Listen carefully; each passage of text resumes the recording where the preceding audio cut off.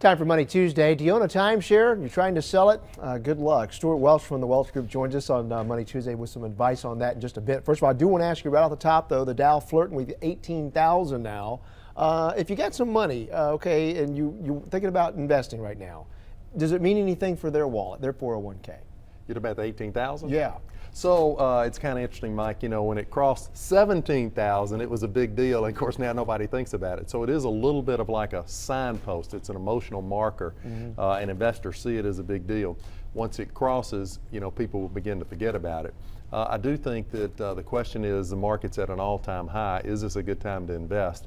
I think it depends on your time horizon. So if you say it's a good time to invest for the next several months, maybe not. But over the next several years, we'd be very optimistic about the market, and that's because interest rates are low. Right. If interest rates begin to rise, it's going to create headwinds for bonds.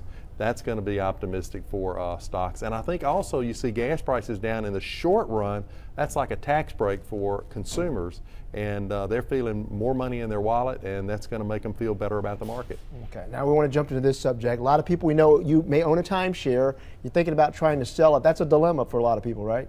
It is near impossible. So I think the first question is buying a timeshare a good idea? And I'd say in general not. And there's a lot of reasons that we could talk about why.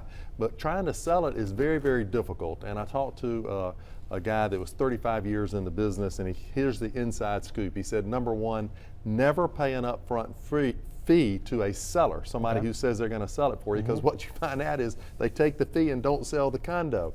So you never do that. He said the best source for selling is actually the internet. And he gave me a couple of sites. One of them is called Red Week, so red like our red ties here, redweek.com. And then there's another, timesharemarketplace.com. And then the third is Vacatia, VACATIA.com. So those are places where you can list your condo. Some of them are free, some of them have a small fee.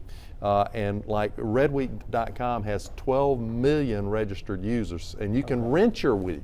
So if you have it and you say, I'm not going to go, I can rent it and get a little money for it. But real quickly, we already touched on it's really tough to sell. If you can't, can you give it back? Today, a lot of the companies will take them back, and they'll take it back typically for a fee, and the fee's usually equal to about what you pay for your annual maintenance. And so maybe it's somewhere between several $100s and maybe a few $1,000s, but you can just give it back in a lot of cases. What I wouldn't do is just say, I'm not going to pay, because then they can come after you legally. All right, Stewart Welch, thank you. More of that information on myfoxal.com, including those websites later. All right, we'll be right back. More Good Day. Stick around.